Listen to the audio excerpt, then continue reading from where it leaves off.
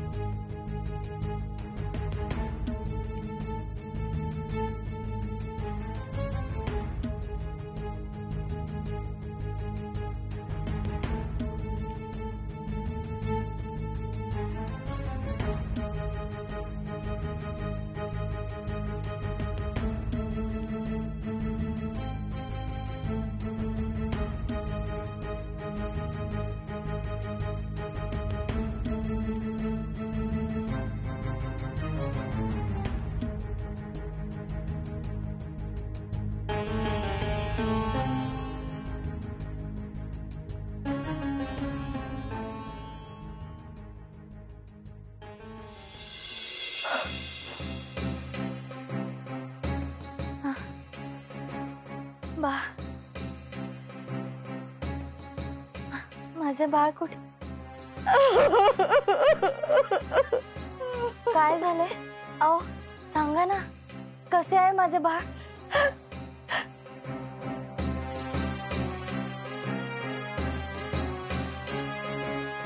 माझे बाळ बाळ कुठे? आई, हा घ्या पाला. माझे बाळ कसे आहे सांगा ना. तिच्या पोटी राजपुत्राने जन्म घ्यायला हवा होता. तिच्या पोटी वरवंटा जन्माला आला रे सदानंदा.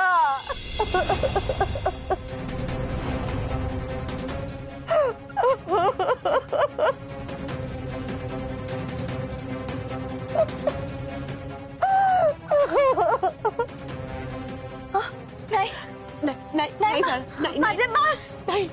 सावध स्वतःला. ताई, हे कसं घडले? अरे, आई वडिलांच्या कर्माची फळं अपत्यांना भोगावी लागतात हे खरं. बहुधा ज्यावेळी साहुरी सर्पदंश झाला होता त्यावेळी आपली सारी पुण्याई तू पणाला लावलीस आणि ईश्वराकडे साहुरीचे जीवनदान मागितले होतेस. सदानंदा, ईश्वराने साहुरी जीवनदान दिले, परंतु नशिबी मात्र वरवंटाच दिला रे.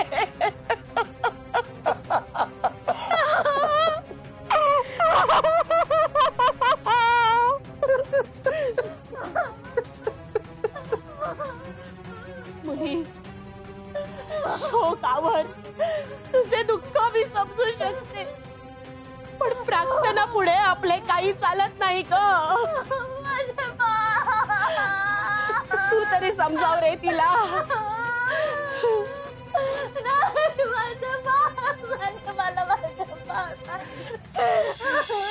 साहुरी, कदाचित आपल्या नशिबी हे सुख नसावे, परंतु माझी सहचारिणी माझ्या सोबत सुखरूप आहे हे महत्वाचे नाही का ग? नाही, मला माझ्या बाळ पाहिजे स्वामी.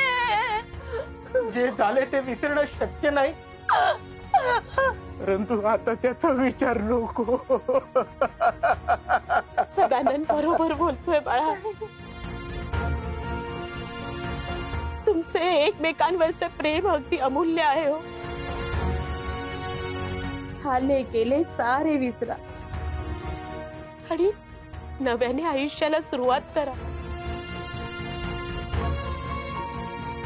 एवढेच आपल्या हाती आहे हो. सदानंदा, आता सावरीला तू सावर रे.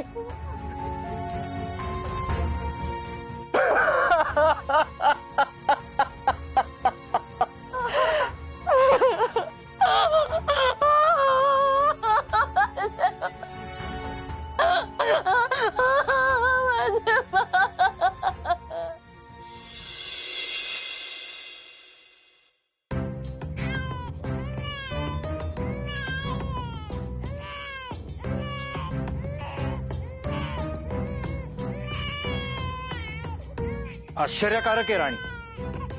आपण या अपत्यास जन्म दिला, पण त्याचं मन, परिभाषा आपल्याला नाही समजली, हो ना? असं म्हणतात, आईस बाळाचं मन क्षणात समजतं.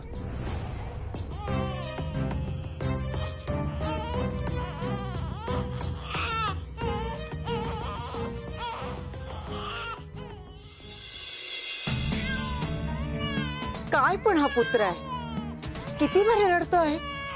मला तर आता बाई अगदी शीण आला आहे. दीपिका, लहान बाळावर असं क्रोधित होतात का? आता आपण मला हे सांगणार आहात की माझ्या बाळाचे संगोपन मी कसे करावे?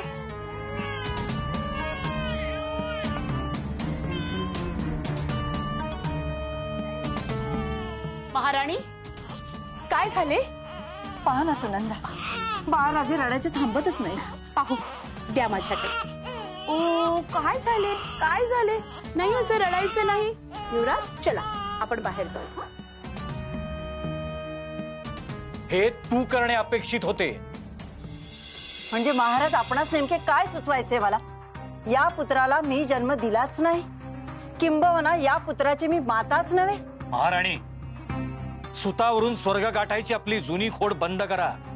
आम्ही आपल्या मातृत्वावर शंका घेत नाही, परंतु आम्हाला नेहमीच असं वाटतं की आपल्यालाच तर असं वाटत नाही ना की आपण या पुत्राची माता नाही. तुम्हीच सतत हे का बोलत असता? म्हणजे सर्व दोष माझाच, आणि आपल्या डोळ्यात सतत माझ्या प्रती मला अविश्वास दिसतो. त्याचे काय? या उलट आपणच मला सतत याची जाणीव करून देत असता की माझ्यातच काहीतरी कमतरता आहे. पुरे असह्य होतंय आता हे सर्व. यावर वादंग उपस्थित करणं योग्य नव्हे. येतो आम्ही. तुम्हाला हवं तसं शांतपणे या पुत्राचं संगोपन करा.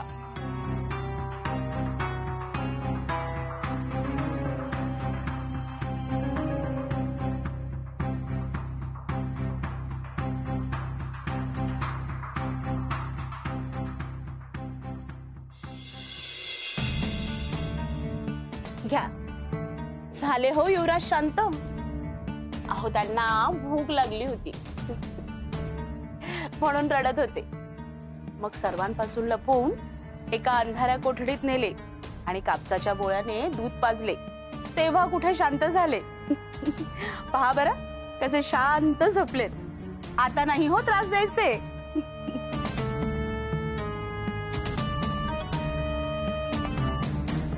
सुनंदा, मला तर खूप चिंता वाटते.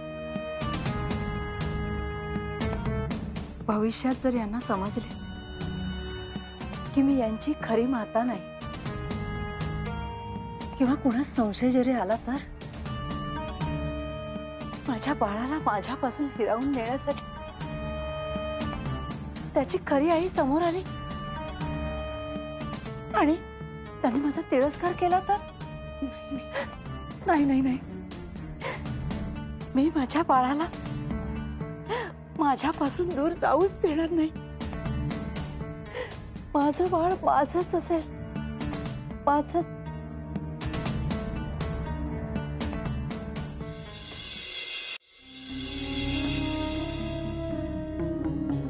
सावरी भोजन करून घे.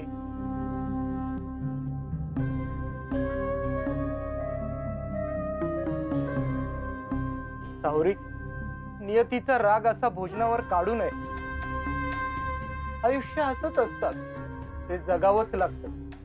गेलेल्या क्षणांच्या दुःखात रमण्यापेक्षा उद्या येणारे सुख किती छान असेल याचा विचार नको का करायला? जे आपल्या वाट्याला नव्हतं कधी तर मानायचं, म्हणजे दुःख कमी होत. जे आपलं होतं, ज्याला आपल्यापासून हिरावून घेतलं, त्याचे काय? तुम्हाला वाटत असेल माझ्या पदरी वरवंटा आला, परंतु माझा नाही विश्वास. मला खात्री आहे माझा पुत्र ह्याच अवकाशाखाली धरतीवर सुखरूप नांदतोय. माझा विश्वास खोटा नाही. परंतु सुनंदा खोटे का बोलेल आपल्याशी? ते मला ज्ञात नाही, परंतु माझ्या पुत्राच्या वृद्धीसाठी, रक्षणासाठी मी शुक्रवारचे जिवती मातेचे कठोर व्रत करणार आहे. ज्योती मातेचे? होय. आजपासून त्यागमूर्ती साहुरीचे आयुष्य सुरू होईल.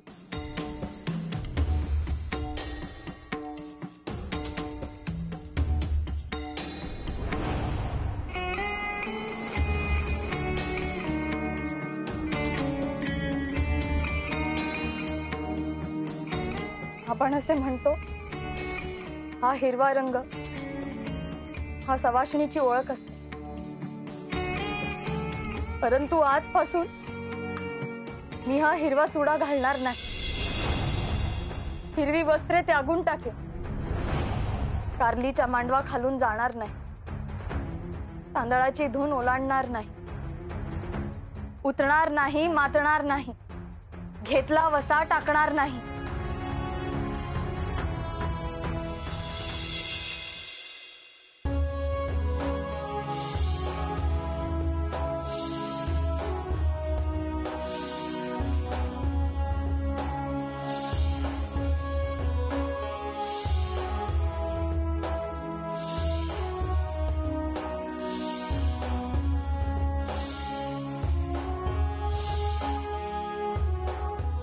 महाराणी, प्रथेप्रमाणे आपण आज पाचवीची पूजा मांडली आहे. युवराजांच्या उज्ज्वल भविष्यासाठी ती फार महत्वाची आहे. आज रात्री देवी सटवाई आणि जिवती माता या दोघीही राजपुत्राचे उज्ज्वल भविष्य लिहून जातील आणि यशाची नवीन पहाट घेऊन येतील. तेव्हा आता आपण निद्रिस्त व्हावे. होय सुनंदा, आजची ही वेळ आणि येणारी पहाट आमच्या पुत्रासाठी अतीव महत्वाची आहे. सुनंदा, आमच्या पुत्राला घेऊन या. हो, आले.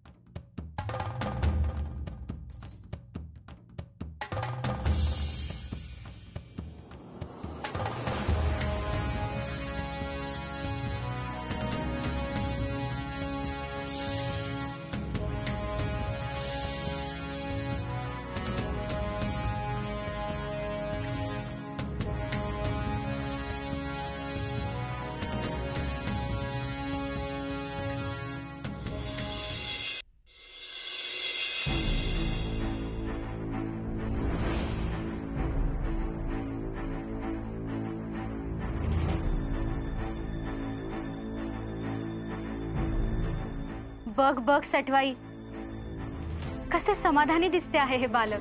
तर अखेर महानच म्हणावे त्याचे पालक.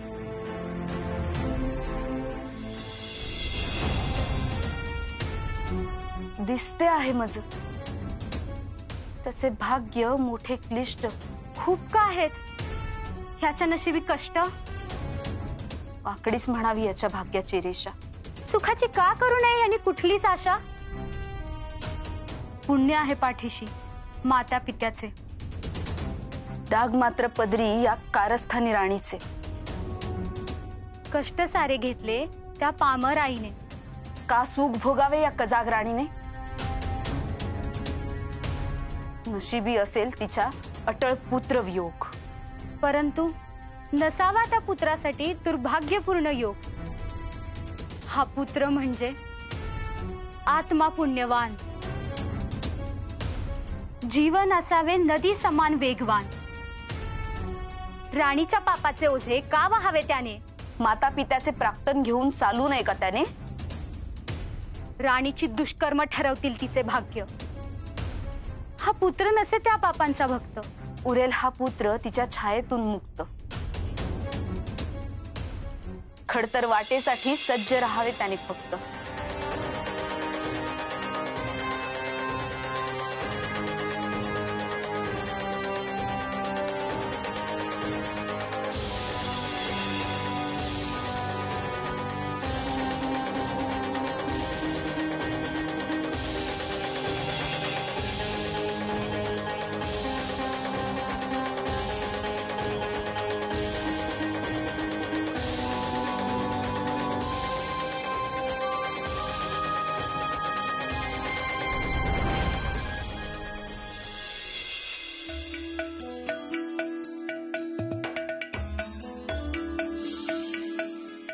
गेली 10 वर्ष अखंडपणे हे व्रत तुला तितक्याच मनोभावे करताना पाहतो, परंतु ना तुझा उत्साह कमी झाला ना तुझी भक्ती। अजून किती वर्ष करणार आहेस हे व्रत? हे व्रत माझ्या पुत्राच्या रक्षणासाठी, कल्याणासाठी आहे। आजन्म मी ते करण्यासाठी सज्ज आहे। ह्यात माझा इतर कोणताही स्वार्थ नाही। एक माता आपल्या पुत्राकरिता एवढे करू शकत नसेल तर काय उपयोग तिच्या मातृत्वाचा? मला तुझ्या हेतूबद्दल शंकाच नाही, केवळ ज्या पुत्राच्या अस्तित्वाबद्दल शंका आहे त्याच्यासाठी तू इतकं करतेस याचं आश्चर्य वाटतंय। मला माहित आहे ईश्वर माझी देखील परीक्षाच बघतो आहे, मायेची, संयमाची। परंतु माझ्या पुत्राकरिता मी कोणत्याही खडतर परिस्थितीला तोंड देण्यास सज्ज आहे। महाराणी, दिन कसे अगदी पाखरासारखे उडून जातात नाही? अहो, अगदी कालचीच गोष्ट वाटते जेव्हा राजकुमारांनी या राजमहालामध्ये पहिला श्वास घेतला होता आणि आता 10 वर्ष उलटून सुद्धा गेलीत। होय सुनंद, एका पुत्राच्या येण्याने आयुष्यात किती बदल होतो नाही?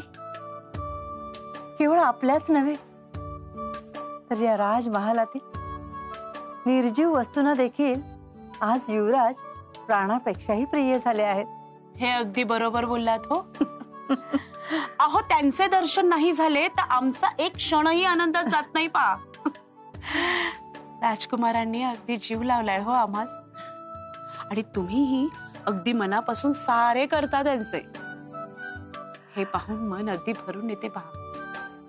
महाराणी, महाराणी, शस्त्राभ्यास करते वेळी राजपुत्र प्रेमसेन बाला लागून ते जखमी झाले आहेत।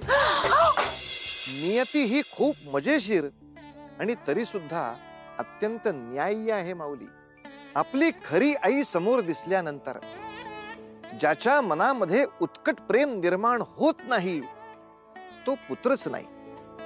त्याची आणि त्याच्या खऱ्या आईची गाठभेट होईल का? बघूया पुढील भागात। पण तोवर उतू नका, मातू नका आणि घेतला वसा टाकू नका।